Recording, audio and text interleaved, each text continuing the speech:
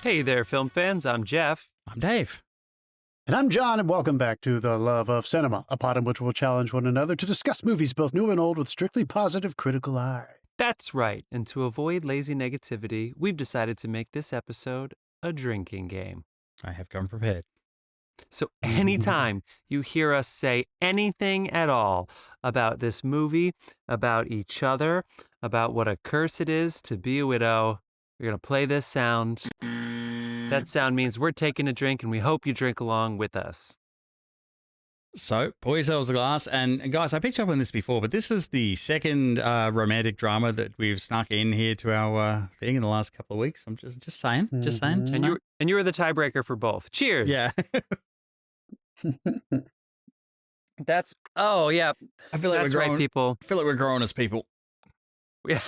We are a drinking podcast who talks about movies, and we try to keep it positive. Hence, the love of cinema. The random year generator spun 1955, and we decided to do Marty. We chose Marty, the Academy Award-winning Best Picture, Best Director, Best Actor, Best Writer. Paddy Chayefsky script. Get at Marty. And if there's any pitch to watch this movie, whether you're an Academy Awards fanatic or not, are you guys ready? I don't know if you came up with this stat. Did you see this? Marty is the shortest Best Picture winner of all time. It's got to be. And not only is it the shortest Best Picture winner of all time at only 90 minutes, it also won the Palme d'Or and one of the only movies to win both Best Picture and the Palme d'Or in the same year.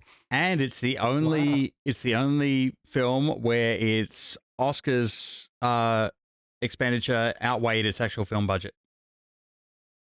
They spent more like promoting they spent it for more the on Oscars? the Oscars campaign than they did on the film. Oh my God, that's hilarious. Guys, there were only 5 movies. Only 5 Best Picture winners are under 100 minutes. All the other ones are over 100 minutes. Are you ready? So Casablanca is 101. So that's number 6, I think. I don't know. Maybe it's number 7. Who cares? Number 5. Are you ready? The Broadway Melody, 1929. Everybody's favorite Best Picture winner. Sure, yeah. Number 4, The Artist, which most people forgot exists, let alone won Best Picture, 2010. And then you have Driving Miss Daisy and a Woody Allen movie. So if this isn't an endorsement to watch, if you want to get your Best Woody Pictures Allen going, movie? It was Annie Hall, which is great. It's a great film. That was actually 93 minutes. But yeah, Marty. Anyway, it's on Prime. I only had to watch 1 minute and 3 of ads, and there's on some other things too. But Marty's great. It's a fantastic movie. Ernest Borgnine won an Oscar as Best Actor. We're going to get into a longer conversation about Marty here soon. We're also going to set up the film year 1955, give you some world events, let you know what was going on. So if you need to get to your Marty content, scoot along, because we are a drinking podcast. John saw Alien Romulus a week late thanks to the coronavirus. God damn it. Also, you got there after doing the Alien review. Yeah, we also got to name our sponsors. Don't forget to make John do that at lightning speed. No, we will. I'm giving people the setup at the top so they know what to expect. Oh, so that way when we take our time. Recently, apparently the setups at the top are for amateurs. The setups at the top are for amateurs? If you take all that time at the beginning and then do the same thing over and over and over again, it's like you're expecting no one to listen to your show. There was something like that. Matt Mark, you run your show your own way. We keep it tight so that it sounds loose, but it's tight. Don't, Dave? What? I was going to say anything. Fine, I'll shut up and drink my beer. Foster's! Oh my God. Sorry, Carlos, we ran out of your beers, but I do have all the stickers that you gave us. So yeah, it's Foster's. Australians don't drink Foster's. I had to do it. It's like, yeah, it's Australian for I poured something else in this can so I could do this joke. That can is wider than Ernest Borgnine's head. Look at the girth of that can. Compare it to my mouth. Okay. No. No, turn that camera off. We have a YouTube, people. Oh. Okay. Where's the button to record the last 2 minutes? Wow, to quote Monty Python, that's like sex in a canoe. Oh, God. This is fucking close to water. All right. I was trying to keep it classy and give us some organization, and look what happened here. All right. So we're going to do the sponsors. We got the Alien Romulus mini review. We got some gripes. Then we're going to talk about 1955 and Marty. And on with the show. John, you You wanna shout our sponsors out and tell us how you've been feeling after a week in the cave? Yeah, sure. I've been feeling better. Thank you. Fucking Corona. So inconvenient. We have two sponsors. One of them is Carlos Barroso, the beer brewer himself. You can find his link in the show notes at cbarroso.beer. Follow, like him, love him. He's no idea how much I miss him right now. He makes much better beer than the beer in Dave's hand.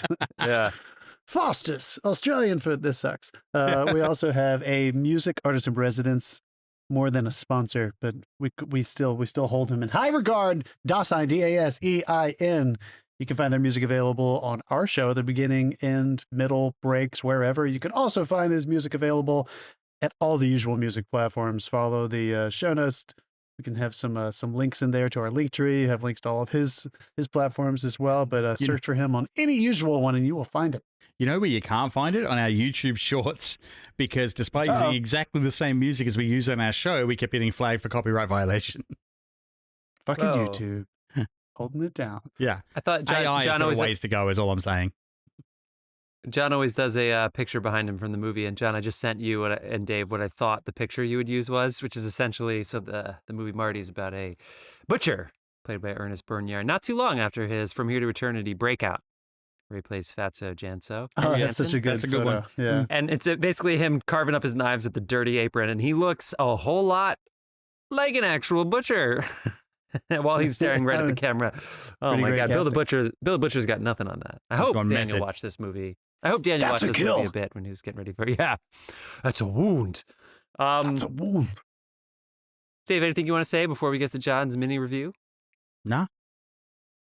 Let's hear about this, because I haven't seen this yet. All right, I'm gonna rip it. Yeah, you guys haven't seen it yet.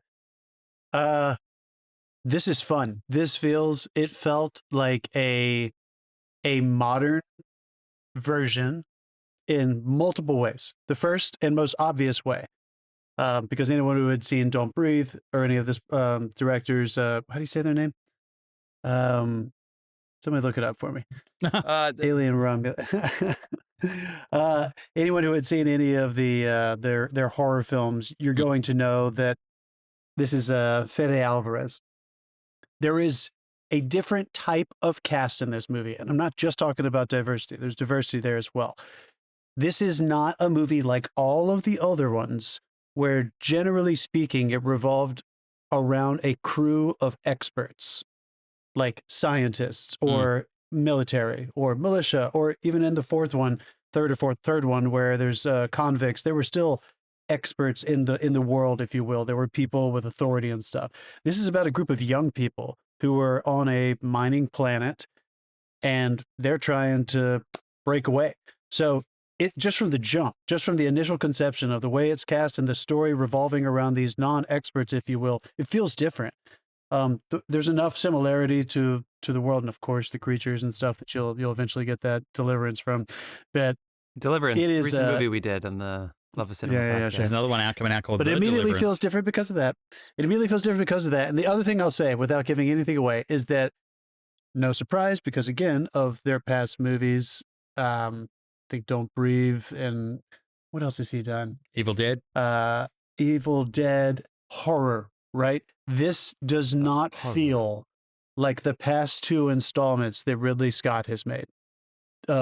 This feels like a return to the first Alien movie, which in just the genre sense, that this feels like a horror movie. It doesn't really feel, to me, it didn't, like a sci-fi movie, where I felt like Prometheus and Covenant were beginning to kind of nudge into a half kind of sci-fi mystery, half kind of action. Yeah. Dave, you kind of said last week that like the Aliens is kind of, Covenant is kind of like half alien, half aliens, or half, how'd you say it? Is that how you said it? Yeah. Or Prometheus, half aliens. Anyway. Yeah. This one feels much more like a return to like straight up fucking haunted house horror. And the scares are good. I think anyone who is looking for that and is going to be satisfied by that, you're going to have fun. This franchise is unique because it doesn't exist in a intentional canon. You know, they just make one when they make one. And I think they try to pick up where they left off and bring her back enough characters and stuff. No, this one was definitely slotted in between, though. Like, so it is in between two very big events in the movies. Yeah. Yes, and there are, without giving anything away, there are a couple things that really point very clearly to that. But yeah, I think anyone who sees it in the theater, and if you watch it at home and take it seriously, you might have some more scares than you're expecting. If you have seen Prometheus and Covenant and you thought, oh, that's what Alien feels like now, I think this feels different than both of those. Well, yeah, you've got Anyway, the claustrophobia. You've got like the set becomes a character almost, I guess. Like, and it's like the first one, like with the moodiness of the lighting and everything from what I've seen of the trailer.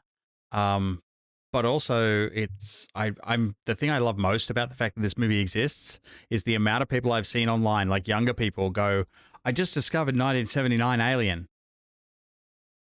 And so people are going back and watching the first one because it's like this happens in between the first and the second movies, technically. So yeah, it's handy to watch. You're not gonna lose anything by not watching it, is what I've heard. But if you go back and watch the first Alien, it'll at least put you in the right mindset. Yeah, I was literally with someone who said that as exact words. Like they had not seen the first one and they watched it and they were like, 79, thought it was going to be maybe kind of boring or slow, but it held me and it was good and I got scared. And this person likes horror movies and I think they were surprised at how frightened they were at 79, entertained they were, and they were very surprised at how frightened they were by this one. This one got us all a few times. There's one really good scare at the end that kind of gets everybody, and you can tell it's just kind of building up to, there's got to be another thing. Something else has to go wrong. Boom! And then it just fucking gets you. It's good. So you should go watch it in the theater. Also, celebration, props to Universal. Universal, right? Is this Universal? I'm not sure who made this. This movie is getting... this movie is staying in theaters and like kind of having a healthy run from word of mouth. Like it didn't explode with the most amazing opening weekend, but it is held steady and the numbers on it are still looking pretty good. I think in its opening weekend, I think it did actually just beat Deadpool and Wolverine. Correct me if I'm wrong, but I think it knocked it out of first place. Mind you, it had been out for 3 weeks. But yeah, I mean, that's still... For the #1 movie of the summer, though, yeah, that is pretty impressive. I also happen to know the people who did the miniatures. Oh, cool! And the man who does the creatures, and so that was kind of cool getting to watch a return to some very iconic miniatures, like not just like spaceships, but small creatures. You know, the way the Alien uses those things and the face huggers, and I saw one of them run around on set. Pretty cool. Pretty cool. It was fun. It was fun. Everybody should go watch it. I want to borrow that thing for Halloween. Yeah. This is actually a 20th Century Fox film, so now it has a loose connection to Disney. Oh, so people are suggesting that you might get aliens at like the Disney parks, which would be hilarious. Well, I mean, exactly. It was funny. I saw Alien pop up for streaming was the last time I opened Disney Plus. I mean, it's what a weird world. I've been watching them on Hulu. Most of I think all the ones I've been watching linked now. Hulu. Yeah, there you go. If you get the bundle, Hulu is supposed to be adult Disney Plus, and then they said, no, we can put the adult stuff on Disney Plus. Deadpool ruined it. Yeah, hilarious. Bless him. All right, fantastic movie. Cool, awesome. Dave, you got any gripes? Anything you want to get off your chest here to get us drinking before we get into our longer conversation? No, you've already made me drink a couple of times. That is true. John, anything? Nope. There's one that I've been trying to do for like 6 months, but I can't word it right. So I'm going to punt one more week because I didn't think about the words. I'll just do a quick one. I'll do a quick one. Are you ready? Just rip it. Yeah. I'll do a quick one. Yeah. Just raw dog it. Go on. Oh, here you go. Girth and raw dogging. And... For a classy show. Okay. Waiters. I've been a waiter. Some other members of this podcast may have been a waiter. When you drop the check, that's when you make your money. I don't get it when people drop the check and then disappear. And I promise I'm not poo-pooing like a laborious, industry where you serve people for a living. But when you disappear that is when they make the decision of how much money you get. So for you to drop a check and then disappear makes no sense. I understand it can get awkward if you try to like pick up the check and they haven't paid yet. Or I understand nowadays a lot of times they have the little swiper thing. If you just fucking drop the swiper or stand there like to disappear. there and then have the swiper thing and then come back 5 minutes later. And it's like, what do you think I've been doing? Just thinking about it for 5 minutes? Just fucking take my card, charge it, and I'll deal with the consequences of this tomorrow. I just went to a restaurant where the restaurant's actually owned by a taco place, so I thought I spent $200 on tacos, and I went fucking nuts. But it doesn't matter. Waiters, make your money when you drop the check. Get me the fuck out of there. I don't want to linger anymore. Yep. It's like, drop the check, a smile, a little comment, a reach around. Dave. It's what? Dave didn't want to gripe. He just wants. There you go. You got it. Some people are so good at this, but it's like, take your time getting us into it. Fine. Give us our water, get us our whatever. But like at the end, get us out of there. Turn that table. Where's your manager? Turn that table. Make your money. How many times have people had a shitty experience and then at the very end their waiter was like so nice to them and they're like, oh, they're not such a bad guy. And I was like, no, because they know when they make their money. Okay.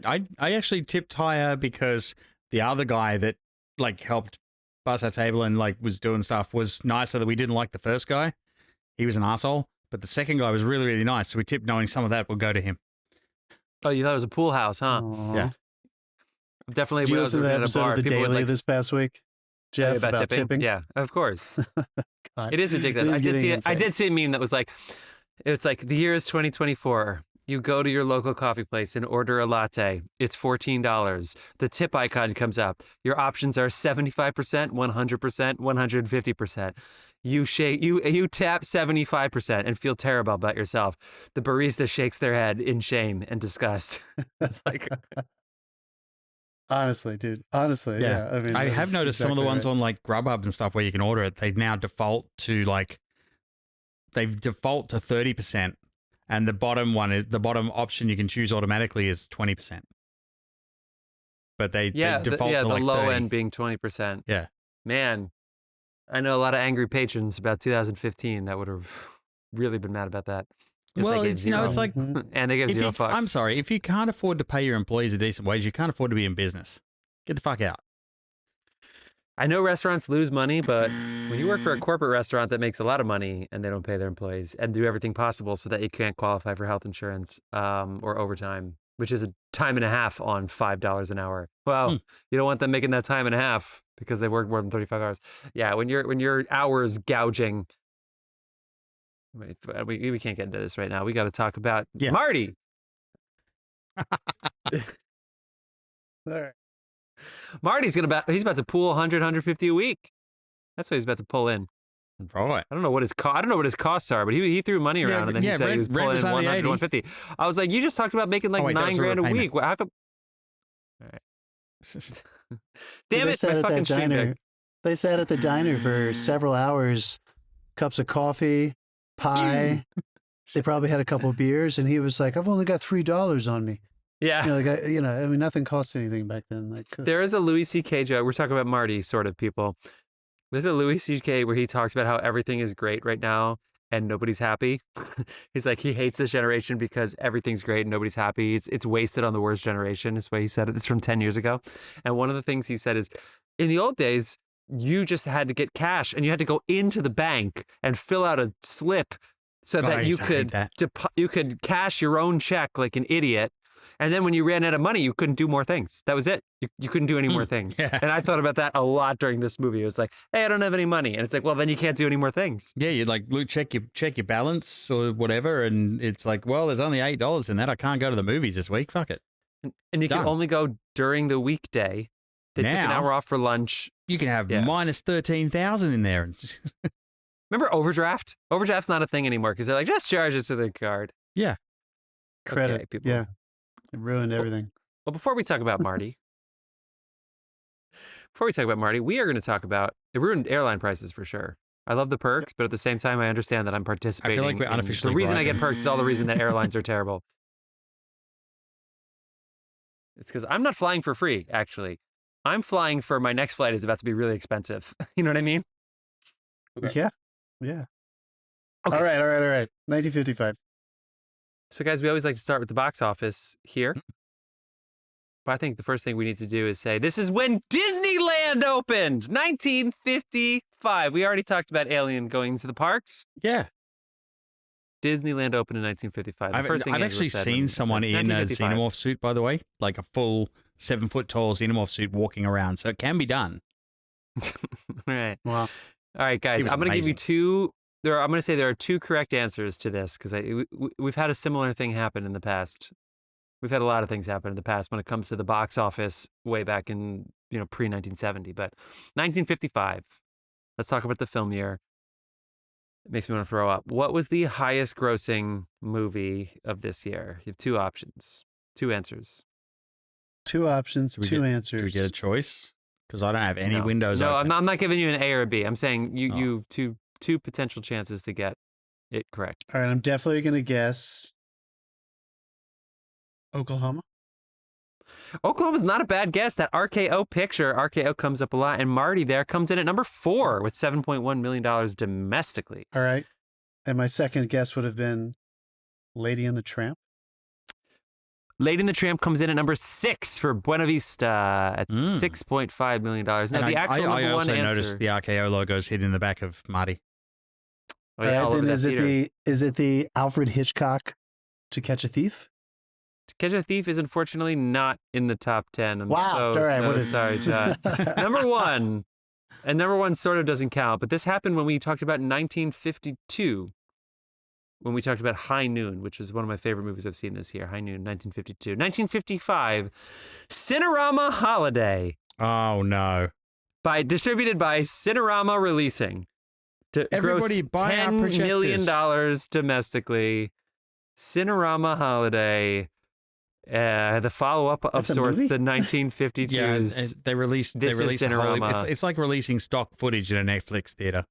Yeah, and there were a bunch of these. There's another movie that came out this year that was like another like serialized stock footage thing. It's sort of like I don't know. I guess IMAX like had a bad documentary one that now. did the run as well. Like but theirs was awesome. Like I told the story about it. I fell over watching it. So anyway, this is horrible. But number 2, which I would have given you credit for, is Mr. Roberts. Roberts, which actually was number 1 at the box office for like 5 weeks this year. So good for them. Yeah. Battle Cry, also Warner Brothers, comes in at number 3. Mr. Roberts and Battle Cry were both Warner Brothers. Oklahoma 4. Guys and Dolls for MGM. That is when Marlon Brando could sing and Frank Sinatra can act. Guys and Dolls. Lady and the Tramp, number 6. Picnic for Columbia comes in at number 7 based on the play by William Inge. Not a Stranger, United Artists, number 8. And then it says number 9 has a tie, but it gives you 3 answers. So I know how... Three-way tie.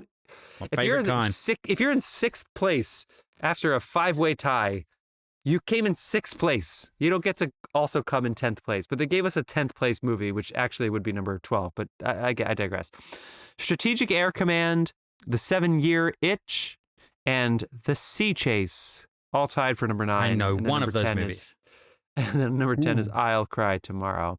A couple other stats here. The premiere Billy Wilder's The 7-Year Itch is the film that of course is the film that features the Marilyn Monroe standing on a New York City subway grating as her white dress is blown above her knees. That came out this year, very famous and iconic. September 30th, people. American actor James Dean dies in an automobile collision near Shalom, California, age 24. The film Rebel Without a Cause is released after this date. I always thought he went off a cliff. He would.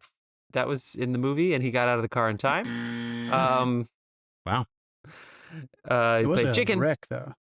It was a car wreck. It was a bad car wreck. It was a car wreck. He was going very fast. Very good car. This would be the year he gets the first of his 2 posthumous nominations. He got 2 posthumous acting nominations, this one for East of Eden. Theatrical release in the United States of Rodgers and Hammerstein's Oklahoma. It was the first feature photographed in the Todd AO 70mm widescreen process. Dave, what does that mean? It's a 70mm frame. Why Todd AO? I don't know. I've never heard of that. Yeah, me neither. Todd AO was a post-production company for a long time. I know they did sound too. Fun. I wonder, was that the first time they used single strip? American post-production company, founded in 1953 by Todd and Robert Nafee. So 2 years later, they finally had a movie come out. Guys, The Man with the Golden Arm, which is not a baseball movie. It's about Frank Sinatra on morphine. That's right. Frank Sinatra really, really wanted to be an actor. That injection site can really blow up kids. However, there's a little bit of an issue because the production was delayed due to the Production Code Authority, aka the PCO, refusing to approve the script, with Joseph Breen stating the basic story was unacceptable because of the code's prohibition on showing illegal drug trafficking and drug addiction. Hilarious, because the 1945 Best Picture winner was about alcoholism, which is a drug, but I guess that didn't count at the time. But yes, so this movie had some issues. Well, it would eventually come out. It's like the modern FEC stuff. Like you can cut someone's head off, but don't you show boobs? Yeah, exactly. Or you can show almost all of the boob, but if you show a nipple, you are a pervert. Yep. And you should go to prison. Yeah. UK release of Hollis and Wang. Bachelor film animation of George Orwell's Animal Farm.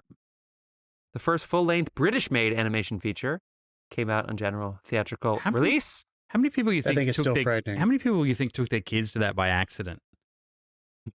Yeah. I watched it when I was a kid. Yeah. I mean, there was a book, so hopefully people knew a little bit. Apparently people are bookworms back here, because in Marty, these guys at the bar were talking about writers.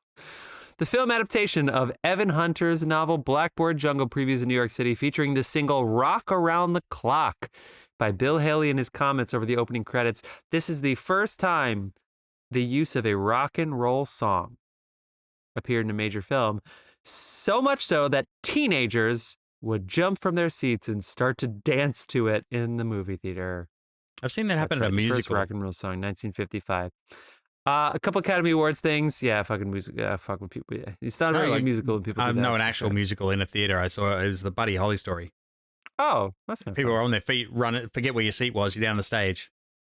They may as well have taken the front 2 rows out. It was awesome. In Rocky Horror. And then that thing went bankrupt. It didn't pay anyone. But yeah.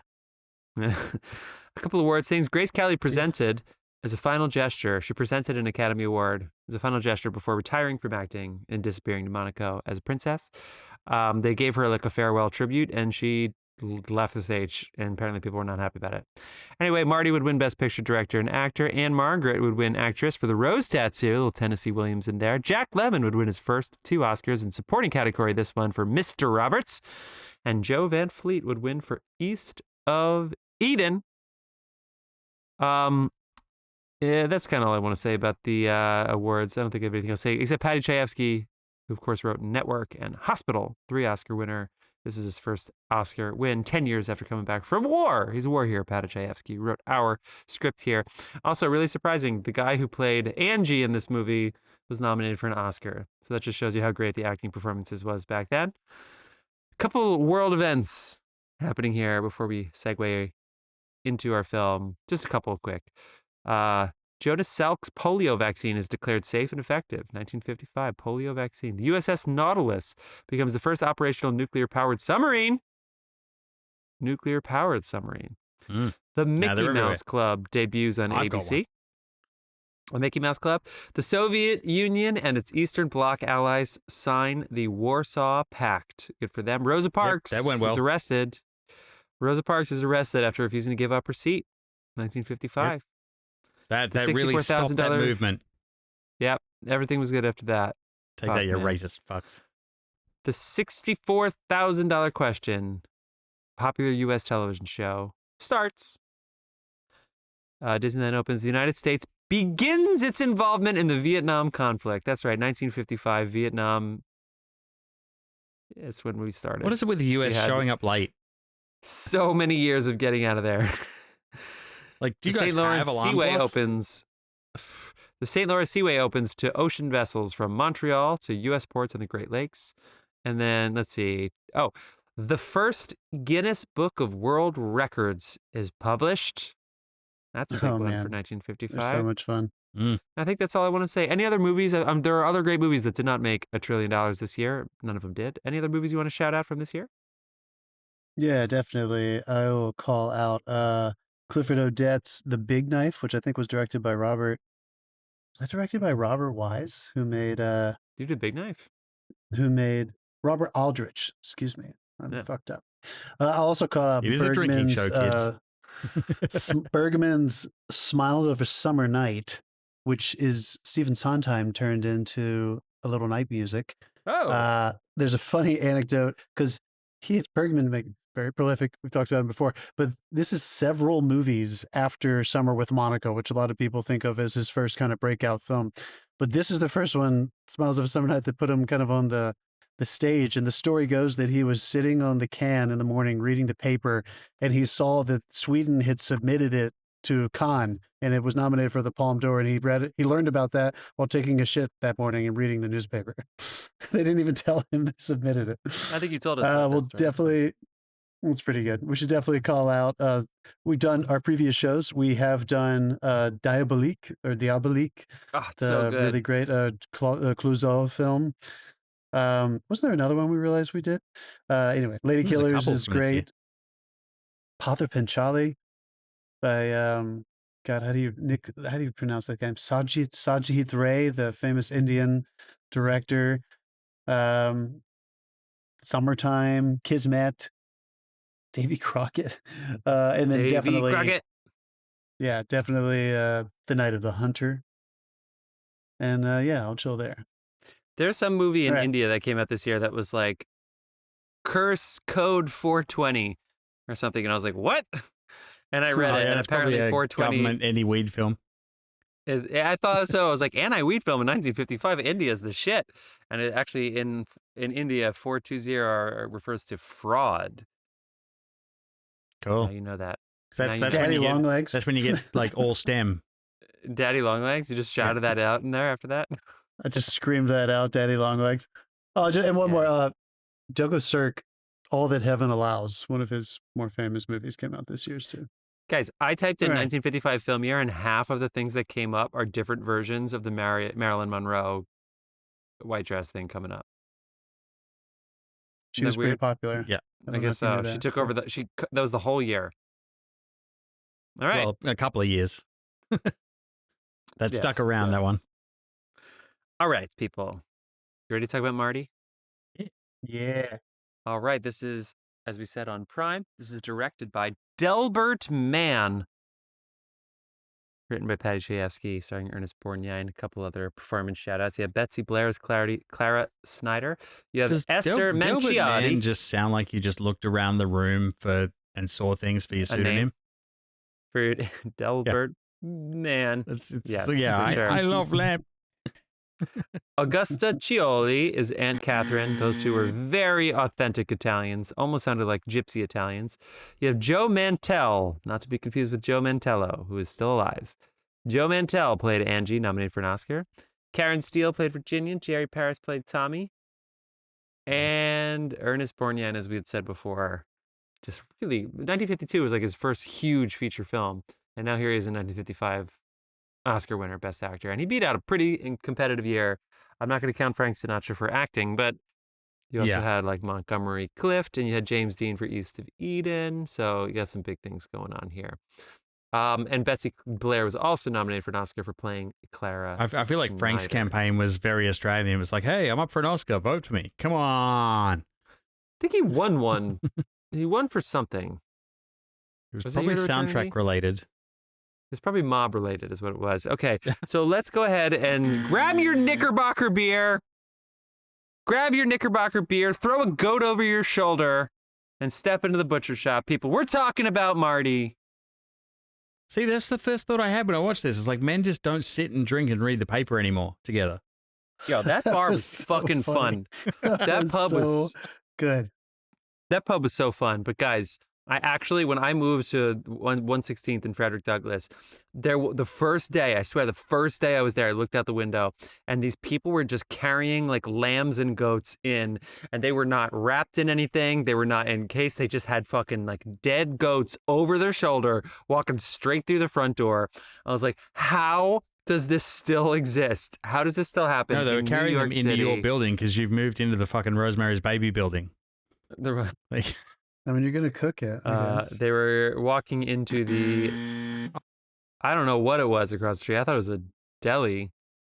But anyway, I saw that and I was like, yes. That tracks. the Knickerbocker beer. Okay, we're talking about Marty. I've done enough of the pitch over the course of this episode. I think we're ready to get into this. Let's get into it's it. about a lonely man. I'm going to read the IMDb description, and then I'm going to pass it off to you suckers. And before I do this, though, really quick, have either of you seen this movie before? Nope. No. All right, here we go. A middle-aged butcher. By the way, he's 34. So this is middle-aged for 1955, okay? Yep. A middle-aged butcher. It kept going for packets of smokes. Of course it was middle-aged. No buzz, Detective Dave. That's great. A middle-aged butcher and a school teacher who have given up on the idea of love meet at a dance and fall for each other. Very misleading because it makes it seem like her role is anywhere near as big as his role, but that's fine. You guys ready to... They're like, oh, these two characters... It's not Romeo and Juliet. It's Marty and then this girl he meets once. It's like, come on. Well, it's called Marty. It's not called... Yeah. It's not called Marty and that chick at the dance. Like, it's... Clara. I should have asked if you guys even remember her name. All right. Who wants to go first? No stuffy criticism. Shoot from the Dave, gut. hit it. What do you think? This is my summation of this would be this is a very quick slice of general life for someone who is looking for love and is getting pressure from his family and the clock's ticking, and it just, it's just a little love story about two people meeting in a weird circumstance, or like a normal circumstance that have how I guess people meet in the 50s. So there's nothing special about what happens in it, but how it happens is very entertaining. Because like there's no like giant cinematography achievement or anything here, but the performances in this I think is what sells it. So I enjoyed this. I there were a couple of times I laughed out loud at some of the stuff, and not just because I was like, oh my God, you couldn't say that today, which I'll get to. Me too. All right, short and sweet, John. I couldn't agree more. I think that is exactly. It feels like, not that I am well versed in these shows when they used to be on, but like Playwrights 90, like the Mercury Hour, like these things that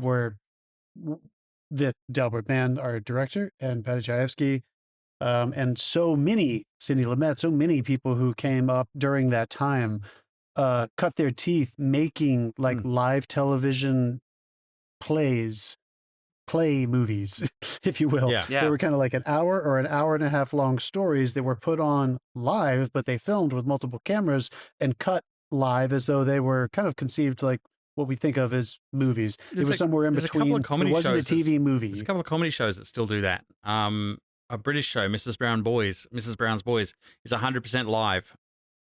And it's filmed with multiple cameras.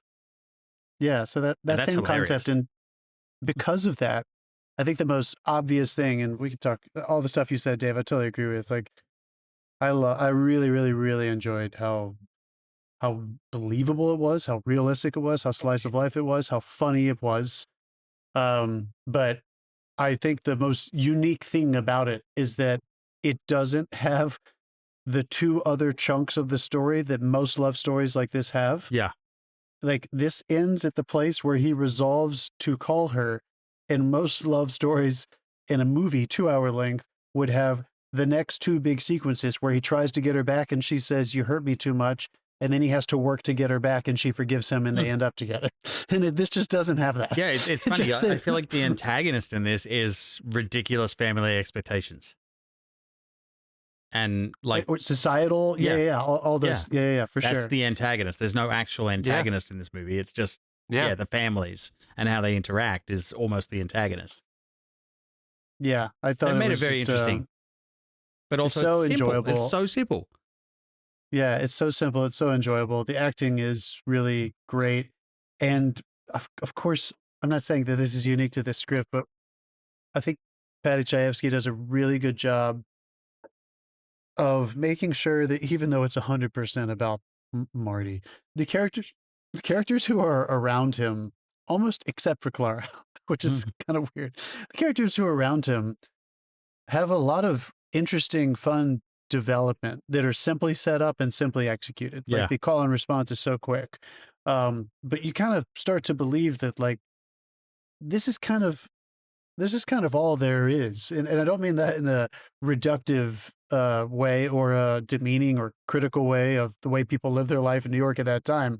But I mean, it was that there wasn't a whole lot else expected of you back then in these kinds of societies.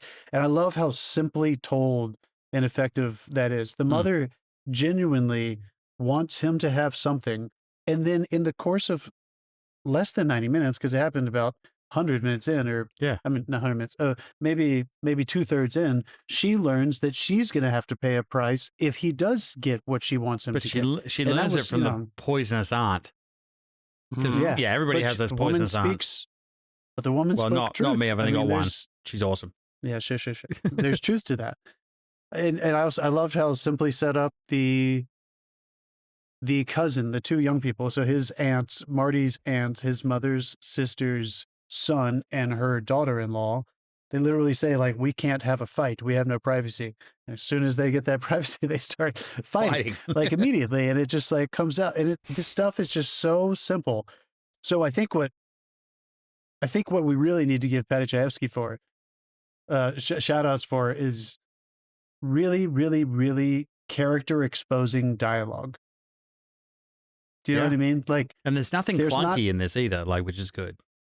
Not at all. No, it's snappy. He even does this effect a few times, which I think are fun, and it's not going to break the bank, but he even does this effect where characters hear other characters who are not leads in the story telling stories, and then they just move on with the story. Yeah. Like, it has kind of nothing to do with what they were talking about, which was really fun. So in a way, this was also kind of just a flex of this man's ability to write dialogue, which I think is, he's so known as one of the greats. And I could just see Aaron Sorkin just like fucking rock hard listening to this as a as a child. Oh yeah, is she? Like, you know her? God.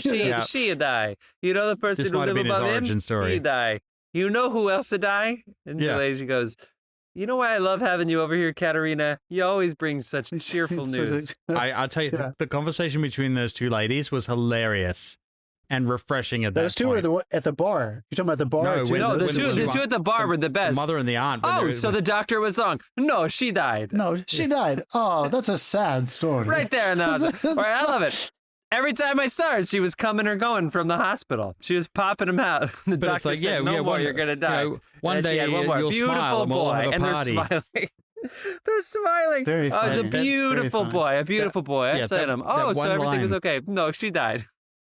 That one line about one day you'll smile and we'll have a party or we'll have a celebration, like, got me real hard. I'm like, yes. So maybe that's another thing, and I'll pass it to you, Jeff, is that, you know, we keep talking about this, like, in a lot of these great dramatic movies, maybe other than Incendie. I think we talked about how it has no humor. That movie has very, very little, maybe zero humor. A lot of these great older movies we're watching, they have a lot of good humor. And they can get away with any drama they want because you're safe. You feel like, I'm ready to laugh. I'm ready for anything. And then they sneak some drama in. And you're like, oh my God, that was a genuine, sincere moment for Ernest Borgnine. And it came out of a humorous situation. Anyway, I just can't say it enough. I was so impressed with it. How about you, Jeff? This movie's fun. It's charming. It's cheerful. I think snappy's a good way of talking about it. I just think it's so human. Slice of life, Dave, is dead on. You said slice of general life, but yeah, it's a slice of life movie. It's so good. This goes back to the more specific, the more universal. It's 2 days. They're very specifically people 2 days. What a whore. There are people in, where are they? Because I thought they were in Brooklyn, but she's in Brooklyn. They keep saying about going up to 72nd Street. Do we know where they are in the city? I couldn't figure it out either. I don't think they made it clear. But, no, he's in the Bronx. They're going down to 72nd. Is it the Bronx? Yeah. They kept saying go down to 72nd. Oh, okay. Yeah, because he's a Bronx butcher. Oh, wait. And the Stardust Ballroom, which I've heard of before, not just because of the Oz Dust Ballroom from Wicked, can I get at? But the Stardust There's a lot Ballroom, of tomatoes. A lot of tomatoes. In the they changed the name of that. It's meant to represent something else. But I'm like, I've heard the Stardust. I feel like, what is that? What is that Stardust effect? Diner? The Mandela effect. Stardust Diner? I know the Stardust Diner. I don't want to give that guy any traction because he's the Stardust like Ballroom, Hammerstein Ballroom. There's the Roseland Ballroom. There's a lot of famous ballrooms that people danced at. Roseland was in the Bronx, so it was probably that one. But anyway, the movie theater that RKO Pictures that they walk by, that is definitely in the Bronx. So I guess okay. And they love the Yankees, I'm sure. They talk about the Yankees a lot, so it makes sense. the white Bronx. But anyway, the movie's fucking fun. It's so I mean, good. that's why they put Yankee Stadium up there so their fans could walk there.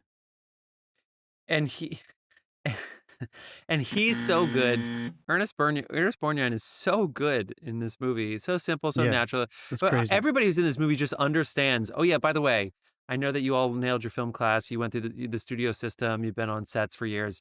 We're gonna talk like normal people. We're just gonna be able to. You just have to play the highlights when the camera's on you, aka like, no, she died. Hit those marks and then move on. But it has to sound like it would actually sound like. Yeah. So if I don't believe you've ever been in a bar, you can't be in this movie. Tell that to a lot of performers nowadays, because I love performers, but a lot of people just don't sound like they know how people talk. And so it's like, I just love the humanity in this. Yeah, we'll give Paddy a lot of credit for that. He apparently got very famous directors fired from movies because they wanted to change his script. And rather than sit there and be like, I don't think he sees my vision, they're like, he doesn't get it. He doesn't get how human beings this work. was also during all the red trials as well, when people were getting blacklisted left, right, Isn't and that center. crazy? Yeah. Wait, can I say, while we're talking about this, I'll close my opening segment here with this Paddy Chayefsky quote. This is actually about network, but if you go from A to Z on this, yes, he had some plays and some other like movie, but this was huge for him. Paddy Chayefsky became A-list writer. This is like Dustin Lance Black, who wrote Milk, and now all of a sudden he's writing any fucking thing he wants, right? After winning that Oscar for Milk. So talking about network, 20 years after this, television is democracy at its ugliest. Give the people what they want. My rage isn't against television. It's against the dehumanization of people. Here it is. People say to me, Jesus, you moved into some pretty surreal stuff. And I say, no, I still write realistic stuff. It's the world that's turned into a satire. Tell me that isn't 50 years ahead of its time. That's fair. Because you could say this is a satire about love and relationships, but it's not. It's not. It's a slice of life. What are you saying, John? Yeah, no, it's totally sincere. I mean, it is kind of hard if you're a film buff to watch this movie and not think, Jesus Christ, this guy was going to make Network 20 years later. Yeah. And we're not just saying Paddy Chayefsky is a screenwriter. He's the associate producer. He's credited in the front billing as the associate producer of this movie. He always had a lot of impact on producing the movies he eventually got made. Anyway, I totally know what you mean. Like, if you had sat Brando in 1955 across from Ernest Borgnine in this movie, I think somebody still would have been like, yeah, but Brando's more realistic. But there are people who still live in New York City who are just like Ernest Borgnine character. Yeah, but he's a character. Borgnine will actually turn up. You know what I mean? Like, he's not this, his version of depression, which I think he gives voice to. Again, that's one of those sneaky things when he talks, that scene in the diner when he talks about getting dragged on a first the tracks. date. Tell me, did you laugh when they cut? And it's like, it's a first date. It's going really well. And it's like, and then I thought of jumping into the tracks. It was like, holy shit. I kind of laughed a little bit because I was like, this is the first date. A little bit, although if it had been cut, I think I would have laughed harder. But I loved that it's cut on him talking about. Isn't he talking? I know he's talking about the war when it cuts to him when he comes back from service. Yeah. But I think he's telling a funny war story before the cut. And he's like, that's just something that I always think about with men of that generation. Like their entire worldview was formed by their experience in World War II. Yeah. And so he's like talking to her about what happened to him. And then it cuts to later where you got to have that conversation at some point if you're having a really good connection with somebody. What did it do to you? You know, I just thought that was so fearless for them to go there. I've never seen have you gone through this? Do those two things in one scene. When you like meet a girl and you go out and just like basically are hanging out for the night, eventually around 1 a.m. it starts to get a little serious. You start sharing things that you normally wouldn't share with a stranger. That's a very good point, Dave. It always has that very sobering moment in that when you're talking to a stranger. Where you're like, this connection is real and you share something that you probably shouldn't share 3 hours after you met them, but you do. Because also, what's great about exactly what you're talking about is the reason that you get to that point is because all of this setup and the whole I thought they did the unfortunately it's very sexist and it's mostly from the male point of view. I kind of wish we had a little bit more female perspective because they're calling the girls dogs and stuff, and it's tough. But I'm sure it's accurate. So that's also an unfortunate state of this, but I'm sure that a lot of girls did relate to Clara in the way that she responded to this. I just wish we had a little bit more context so it wasn't so much of a subject that there was actually like a shared perspective, if that makes sense. Mm. But at the same time, that whole sequence with everybody just like going there and you want to find people and that's how you do it. You become sharks and seals in the water. It makes no sense. Well, but like they leave it after all this pressure. They're not thinking like you could be my wife. They're not thinking we should get married and have kids. They're just talking to each other like normal people. And then it catches him and he's like, God, on my stupid mouth, I keep talking. Dave, I thought that's what you were going to say. I thought you were going to say something about your, I can't stop my mouth. Isn't it as stupid? And then all she says in that whole fucking scene is, thank you. He calls her. I think, one thing I will point out, though, Eddie Murphy in the 80s during, I think it wasn't Delirious. I think it was the other one. He points out, one of his jokes is like, don't try and find someone perfect. Find someone just as fucked up as you are and settle down. And that scene is this personified because they're both sharing that, yes, they are just as fucked up as each other, but let's make a go of this. He calls her a dog like 9 times when they're on the dance floor. Do you think that's what the foul language warning was? Because on Prime, one of the warnings at the top is foul language, and I'm like, is it because they keep referring to women as dogs? It has to be. I was like, if that's the case, that's excellent because that's not cool. Like, how about a lot of tomatoes? Yes. But I tell you what, there's a little bit of me that felt like. Can you imagine being on a Tinder date right now and going, "Yeah, you're not such a dog as you think you are." How do you think that date's gonna fucking go? Like, it's not gonna be long before you say, "The subway truck was pulling me down." Yeah, right. There was a part of me for sure that went to, and I never really took place with the online dating apps and stuff, but when he sits down and calls that first woman, oh yeah, that's so a great scene. That's a brilliant when I was scene. watching it, I remember thinking like, Next Saturday, doomed if you don't have to go through this experience anymore. Like if your version of this experience is like send a text or a swipe and you never actually have to confront a human being and like feel what it feels like to kind of go through that shame, which there's nothing wrong with. There's nothing wrong with that. Yeah, that's and where you get to bury incels it, come from because they don't know how to deal with I was rejection. just about to say, literally, this is that's literally what it brought me to. So even though, and I know they weren't watching it at all with that lens back in 1955, but even with what I'm acknowledging and totally agree with the male perspective on this at like the Stardust Ballroom, it's really obvious there. It's obvious in the bar. But even at the Stardust Ballroom. Do you mean when he's trying to sell her? Imagining, that's awful. Yeah. Funny and awful. Like I also think like he wrote that character too. Like that guy's an asshole. You're supposed to think he's an asshole, right? He's a man too. Mm-hmm. And Ernest calls him out. You can't do that to a girl. You can't. You can't. That was his second save the cat moment of that film. It's wonderful, but it did make me think like, good God, like we're not put into these situations anymore where you have to take a chance. You have to. It reminds me of that cheesy fucking over the top sentimental monologue from How I Met Your Mother, but it still rings true. Where Ted talks about how you have to make your move, like what happens when you make your move and you go across the bar, and you risk destroying your night, destroying yourself, being embarrassed, not having to actually improvise and be affected emotionally, and have to actually and not turn into a psychopath in front of them if they reject you and stuff. Yeah, it just there was a lot of this movie where I was like, we need to go back. Yeah, are you listening, guys? There is something wrong. Although he did get a little guilt trippy when she wouldn't kiss him. I was like, yeah, pull it back. He did. That was weird. But even that was. What happened after that was more important to me, especially for what we're talking about right now. Yeah. Yes, and they did. It was weird. It was a little bit cringy for sure. And he said how he was feeling, and I'm not saying good for him, but what she and him eventually discovered together in talking about what happened after that cringy moment would never have happened if you just sent some girl your fucking dick pic when you're like, trying to get some ass on Tinder or whatever. Like this shit just doesn't fucking. Actually, things have changed. Anyway, I love the scene. And let's go back to that subject. Hold on.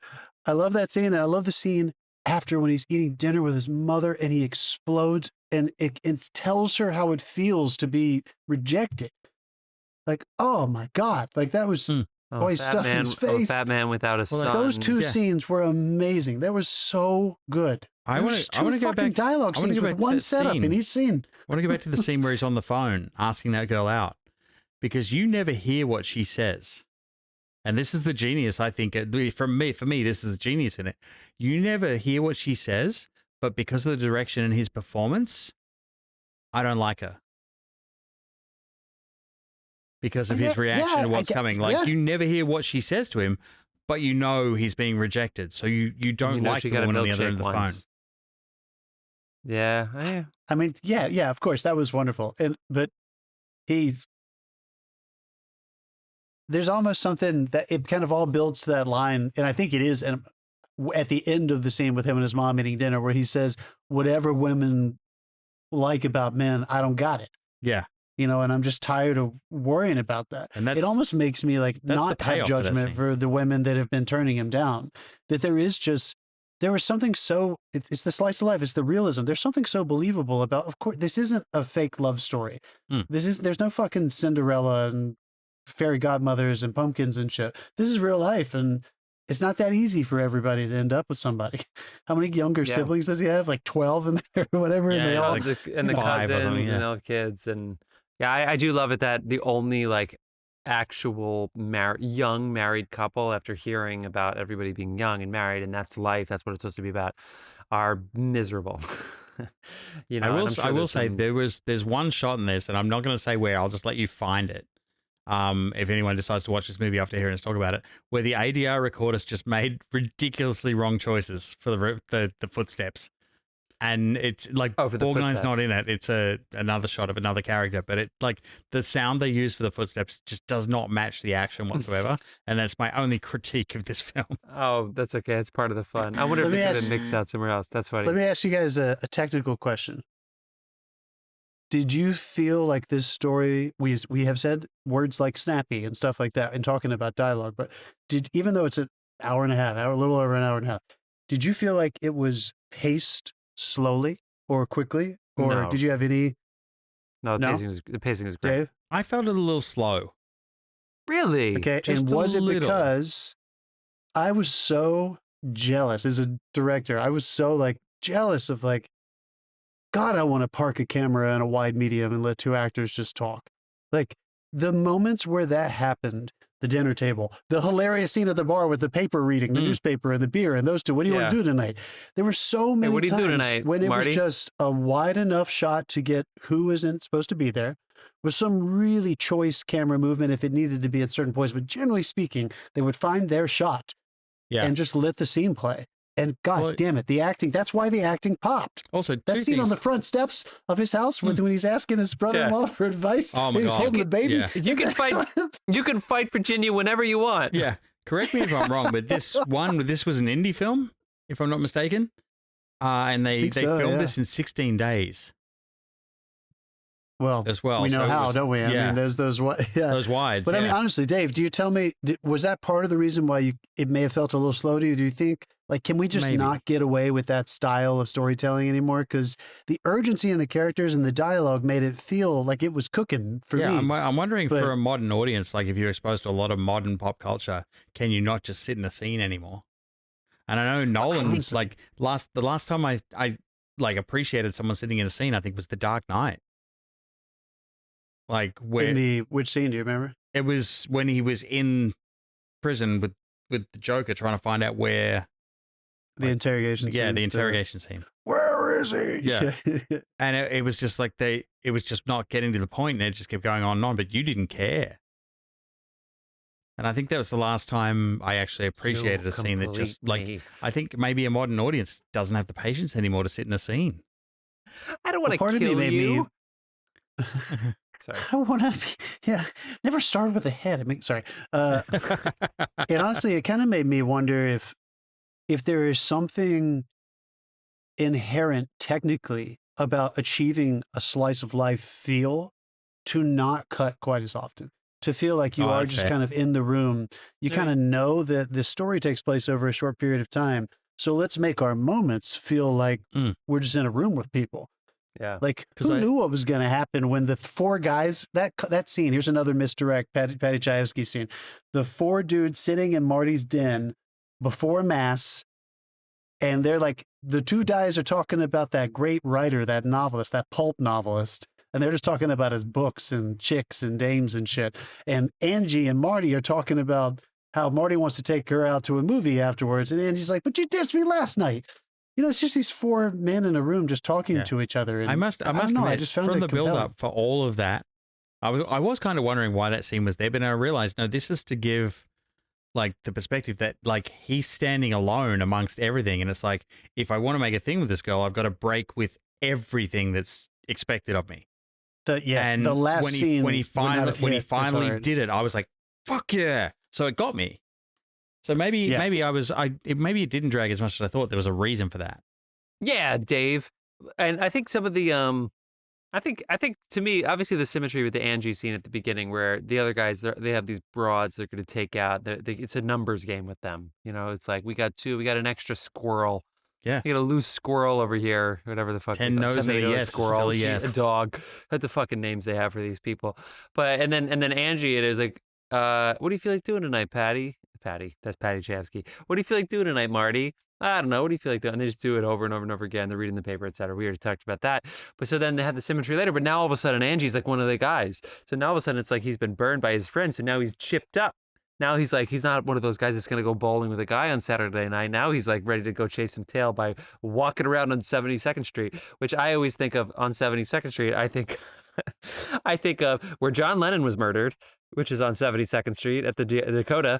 And there's a very famous hot dog stand there, Gray's Papaya. So you're going to get some hot dogs, or you're going to visit. I know this is before 1980 when John Lennon, but it's like, wow, what a sexy place to pick up chicks. But it's like this now, and Angie's one of the guys. Because that would have been a hell of a hangout spot. Yeah, I don't think they've changed a thing about the place since 1980, even including the they closed it and renovated and reopened it. It's back now. Wow, that surprises me. I also really loved, and this might be me reaching psychologically a little bit, but you know, the movie opens with him getting shit from these. They're not strangers; they're customers. But the movie opens with people literally just being like, "You should be ashamed of yourself, Marty. You should be ashamed. You should be ashamed of yourself. Ashamed of yourself." And at the end of this movie, you meet his friend Angie, and his friend Angie's a little bit younger than him, right? And like blah blah blah blah blah. We've kind of talked about what happens, and then the very last moments of this movie are him basically saying, I got a good thing going. I don't need you guys anymore. And then he goes in and makes this phone call, and he kind of puts it on Angie in a singular way. Yeah. He's like, I can't care if you don't like her, and I can't care if my mother doesn't like her. Right. I want her. And if she'll have me, I'm going to fucking get down on my knees and beg her to be with me. And Angie, you should be ashamed of yourself. Yeah. And he flips it. Yeah. When are you getting married? There was something. There was something psychological. The film. He said, when are you getting married? It did book him, but it wasn't just funny. You saw it on Angie's face, where like the only way he may ever actually have learned that lesson is if his best friend and cohort is his little, you know, comrade in arms of bachelorhood. Yeah. Kind of gave it to him, which is honestly, like, I mean, there's sometimes I feel like there was something else there. It wasn't just society. It was that kind of fellowship. He's got his mother fighting against her for her own self-interest.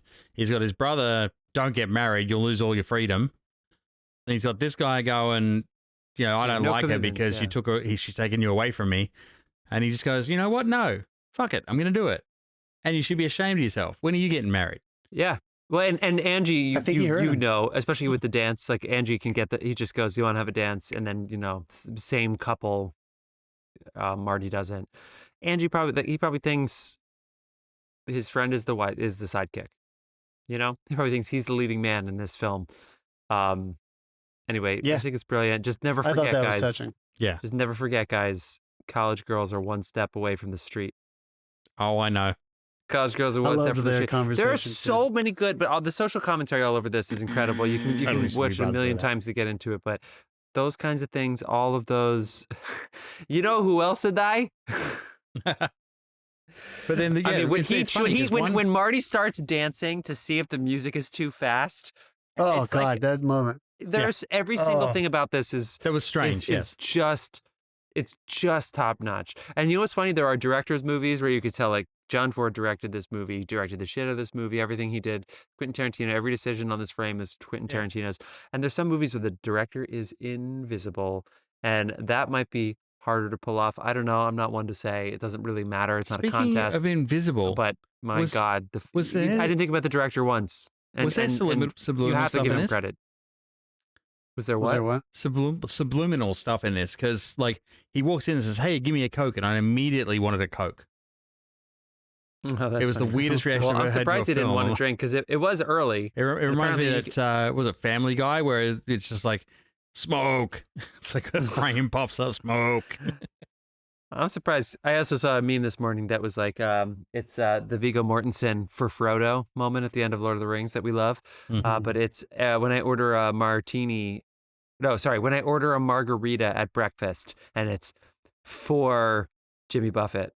But with the Viggo Mortensen face. Yeah, Jesus Christ. So anyway, I thought about that when he walked into the bar. I was like, he's about to order a fucking drink right now. We did just watch Leaving Las Vegas, and he ordered a Coke. And I was like, I can't imagine going in and just be like, just give me a Coke. Also, nobody pays for anything. Guys, does this?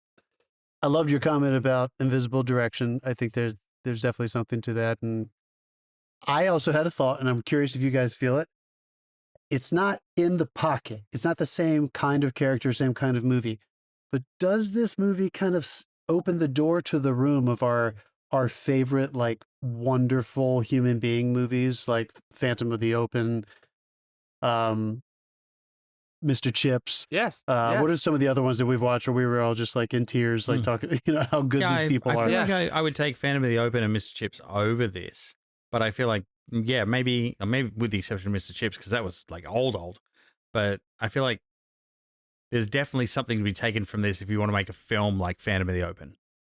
I don't know. I wonder. That's a good question. I think the romance is hard because whenever people are like, the pressure of their romantic relationship, I feel like it can be hard to watch. People really it's hard. It can be really that when the scene where that guy who's an asshole cad is trying to get a fake war buddy to take her, and she knows what's going on because she's smart, because she's a college girl one step away from the street, and she says no. I'm like thank God we didn't have to actually be part of that scene, because that's so hard to watch because it's such a real thing and it happens and you just do it and you go through it and it's but it's like, God, knowing that's about to come is worse than it actually happening. Knowing that those two guys are about to go up there, and it's like, Jesus Christ. So something like Goodbye Mr. Chips in the Phantom of the Open, I think is easier to watch because you're not going to have that. Losing the job, losing the house, and losing the family, to me, isn't as hard as watching that. This girl, she's 29, she lives with her parents, she just wants to meet somebody.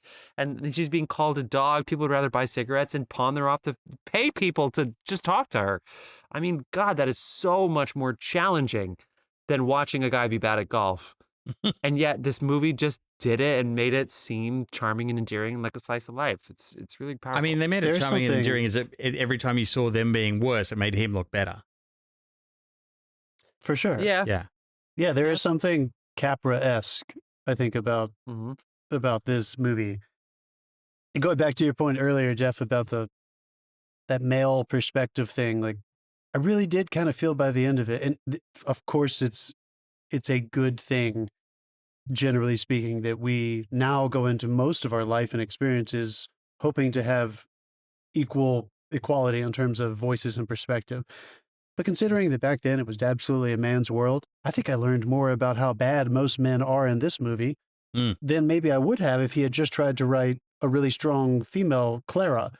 Sure. And just showed me her perspective. Like, I can't say that for sure, of course, but I just felt like he showed me so many bad aspects of men, and the really heartbreaking aspects of what happened. Those older women, his aunt and his mother, who are at a different phase of their life where they want what he wants, and they can never have it again, just because they're a woman. Well, that's the one thing. That was hard to watch. Also, too. I think as you age, like, there's a fight to stay relevant as well, and people. She's only 56. Yeah, people will clutch onto it.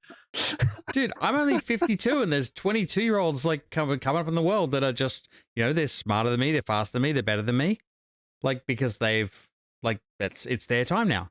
But you kind of that got me a little bit, as like, you try to stay relevant by whatever means you can.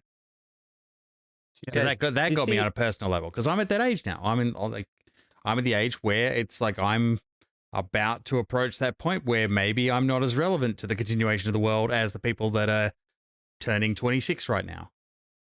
I don't know, man. I felt that in grad school. Do you guys see? Do you guys see who's an uncredited producer on this movie? Who ended up being a producer, but his partner got all the credit. I think it was like a fame fortune thing. Do you guys see who was one of like the lead producers on this? Burt Lancaster. Wasn't he also in the trailer introducing Heckt the movie? Production. Yes. Yeah. And I think that he just wasn't in the details because I think you had a lead producer, which was Heckt, his partner. No, the studio was really worried about the lack of star power in the movie. Well, like not the studio, but like the producers were worried about the lack of star power in the movie, so they've got him on board. Well, he of course very famously was in From Here to Eternity with Ernest Borgnine, so that would make sense that they're teamed up together. But Betsy Blair, who played Clara, was apparently on the blacklist. So she technically wasn't allowed to do the film. Gene Kelly apparently had to blackmail them to let her do this role. He was like, I'll never do another film for you unless you let her do this role. Good. Yeah. And I just read, I mentioned him at the top of the show, not Robert Wise, but Robert Aldrich, who directed The Big Night this year, the Clifford Odets play turned movie. And Delbert Mann, the director of this film, Marty, was not sure who to cast. So this doesn't always happen, folks. Even back in the day, you kind of packaged things in a sense. Even though this was made independently, people thought about where to put a project and how to get something made by a package of director, actors, producers. But Delbert Mann was brought on apparently before the lead roles were even planned. So he asked Robert Aldrich, and Aldrich immediately suggested Ernest Borgnine, which is just, this is a small world, and people want to see people who are worth it get a chance. And fucking Burt Borgnine, just last thing I'll say, we talk about acting in movies all the time. There is a bad enough editor out there who could make Meryl Streep look like a shitty actor. That's just the nature of cutting and editing and filmmaking. You can't fucking hide when you're in a wide shot. Nope. And when you're in a long take. And Borgnine had 4 or 5 fucking amazing scenes. That's why Nicolas Cage is always better in the wides. Really quick, we got to finish this. You talked about that Betsy Blair. So Gene Kelly was her husband, Dave, her first husband, and they have a child together. Go ahead and do the math on this one. Gave birth to her only child at age 18, a daughter, Carrie Kelly. Child's father was her first husband, Gene Kelly. Nothing wrong with being, that kind of, but I believe Gene Kelly was older than her, and she gave birth at 18 to his son. So that's pretty interesting. But yeah, so she might have given birth at 18 and 10 months. Good point. Very good point. And she does have a December birthday. So there you go. And she was born in New Jersey. So I'm a big Betsy Blair fan. Betsy Blair. What was your favorite Borgnine moment? What was your favorite acting moment for him? Because I bet we can, when he lost it at his mother at the dinner table. Yeah, when he's good call. Not only did it run like a play, it also worked on camera. Like you could see the play element of that there. That was really strong. Yeah, I think one thing that I want to give a lot of credit to is the scene with Ralph. Ralph got a lot of girls, not a lot of money. When Ralph was in the car, it's an awkward scene. He leaves the girl off he leaves Clara off to the side, and Ralph is saying like, ditch her, come with me. She's a sure thing. Here's this girl. And he did a good job because he knew that it couldn't be easy. He knew that he couldn't just say, no, I'm with a girl, because that's too cheap. He needed the conflict. I feel like he played that conflict really well, where I don't know if he thought about it. He was also looking back, like he clearly didn't want Clara to hear this scene. I just feel like the way he worked with the elements, the way he worked with the conflict, the script, where it was in the movie, I feel like he handled that situation really well. So he turned it into a conflict when it really could have been a very easy brush off. So I feel like as an actor, chops. What about you? Those are both 2 amazing moments. I think the one that just stood out to me the most, and it's kind of because there was a camera move involved and there wasn't a lot of that in this movie, is after his fuck up trying to kiss her. He's talking to her, and it holds this shot. There are cutting back and forth, but eventually it holds on this wider shot, and he builds up and says, I'm sorry, I just wanted this. And they start talking, and she expresses why she was uncomfortable with it. The scene moves on and how they should probably get out of there and should probably go. It's getting late. And then she stands and he walks away to go get a pack of cigarettes. And the camera pushes in to almost like a over the shoulder of her. And he comes back into it. And somehow in the silence, he realizes that it might be okay to kiss her. And there was something just so fucking quiet there that was unlike a lot of the other moments that were very dialogue-driven moments that he navigated beautifully. But something about that silence and the staging and the fact that there was a camera move where there hadn't been, like, he just still was a master in that moment. I was just like, and I mean, wow, also, what am I looking at? This is crazy. I always respect in the 50s whenever they decide to move the camera, because it is not fucking easy to move that thing. Like, because that camera is like 8 foot tall and huge. So if you're doing a camera move, you got to fucking mean it. This was a breath of fresh air. Really short, like I said, folks. You're not the phone call, the punch in on the phone call, Dave. You're talking about your movements of camera, the way that they punched in. Yeah, and when she's sitting there before, like, and the phone hasn't rung yet, and they just push it on her, and you can see the tears. Yeah, you got to plan for that move. Yeah, Anyway, okay. You know who else would die? Who's getting called? Somebody getting buzzed? Who's getting food? No. Dave, you getting a delivery? That's my wife getting home. She doesn't have a keys.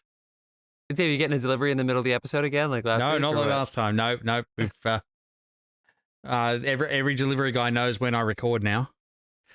I can't. Even when we move it twice.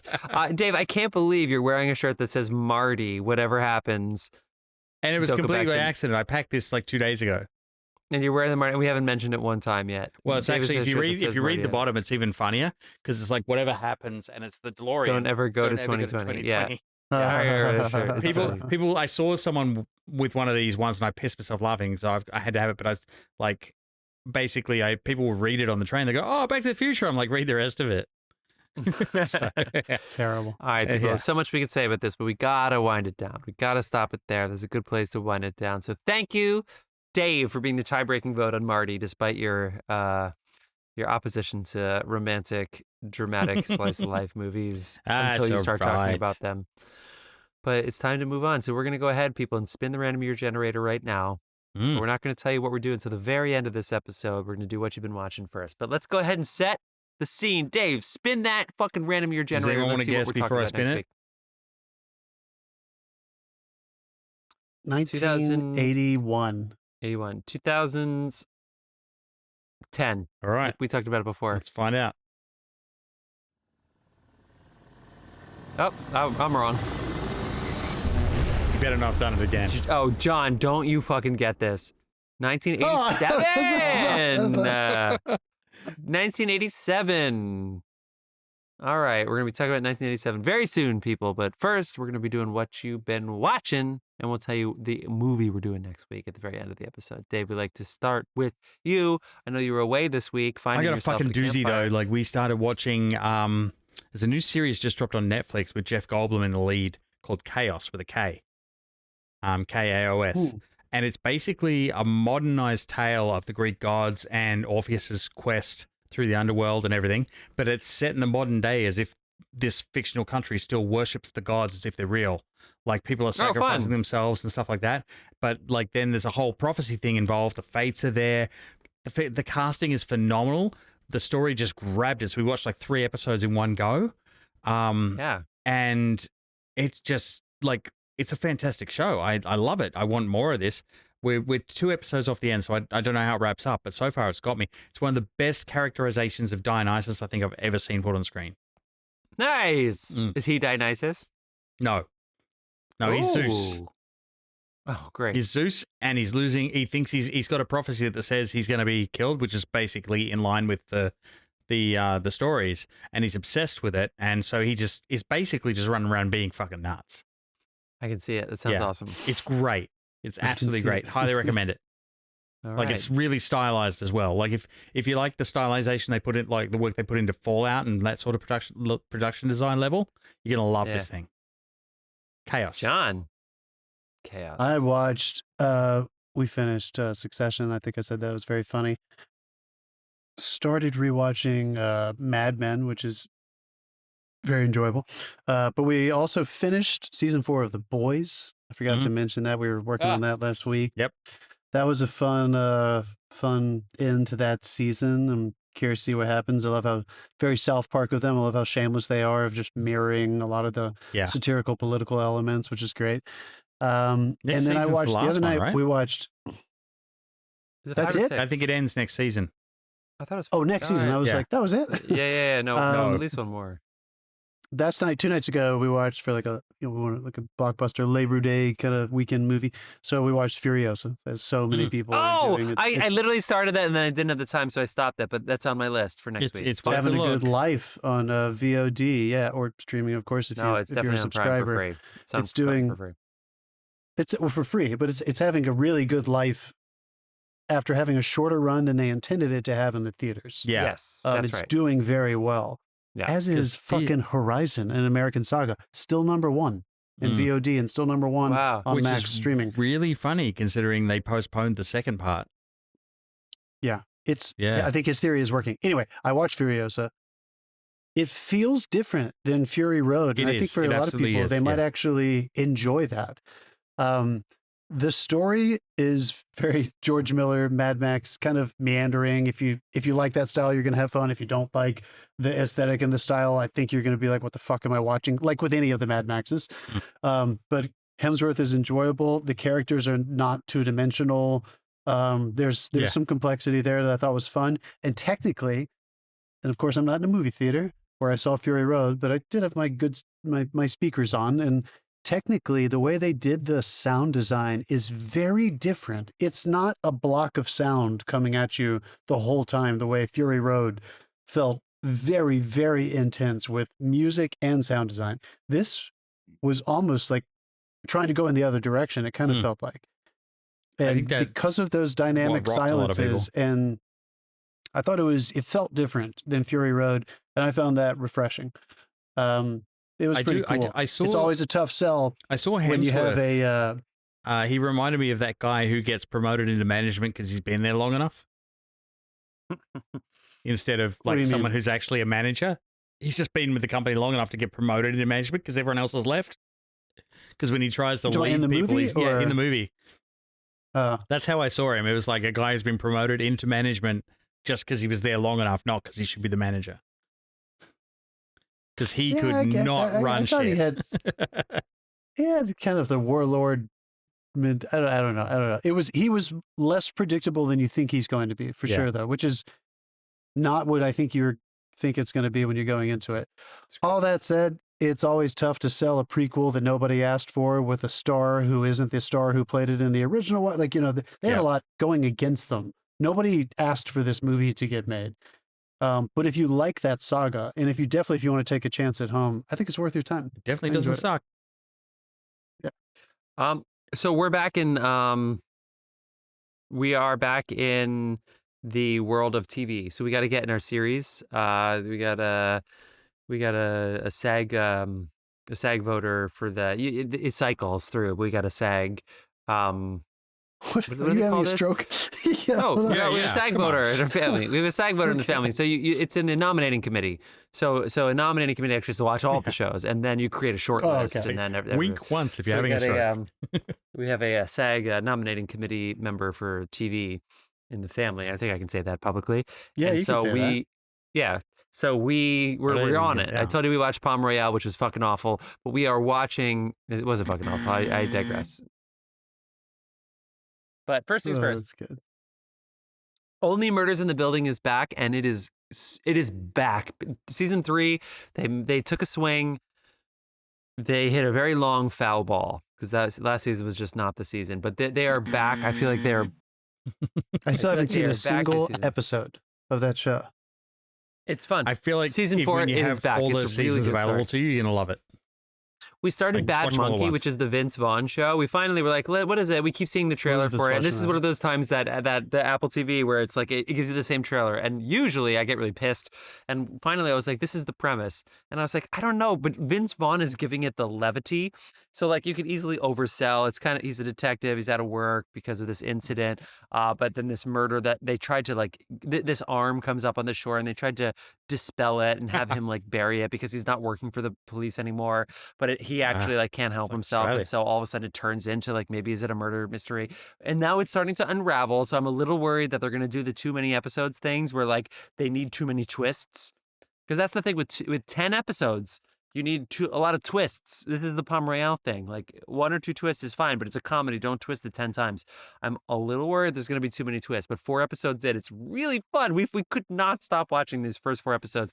And thanks to Vince Vaughn for keeping it's brisk and light and fun. And it's yeah. So kudos to Bad Monkey. And I thought I watched a movie and I can't think of any that come to mind. So I'll say we didn't.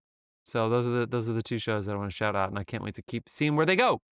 Oh, and then I watched the Lacey Peterson docuseries that came to Netflix, and Scott did it. So let's go ahead and take a quick break, and we will tell you what movie from 1987 we're going to be talking about in 1 second.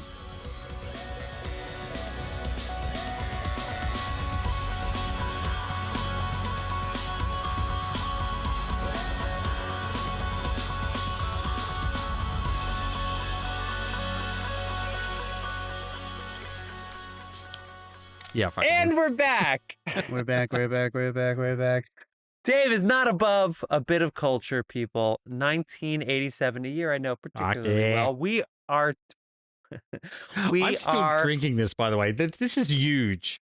Guys, there are so many good movies that came out this year. The Witches of Eastwick, Full Metal Jacket, The Princess Bride, Dirty Dancing, Predator, The Lost Boys, Platoon, Lethal Weapon, Untouchables, Spaceball, Beverly Hills Cop 2 would be the big box office winner this year. And do not forget, this is the famous Cher won the Oscar for Moonstruck over Glenn Close for Fatal Attraction. God, that one little correction would just have made so much difference over the years for my awards-loving fans. But 1987, people, we are doing, are you ready for this? A movie that didn't even come out into America until 1988. The Last Emperor. Bertolucci. All right, bring it. The Last Emperor. It's available on Criterion. What's it on? Max. Oh, get your subs up, people.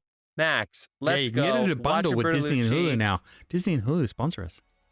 As Dave says, get some culture. Let's go to me The Last asking, Emperor. not saying. Won a whole lot of Oscars. The Last Emperor. We're going to talk about it, and it's our 250th episode. Yeah. 250. Who knew? Who knew those 30 people would stick with us for that long? 200 was Barbenheimer, so see you next time, film fans. Peace.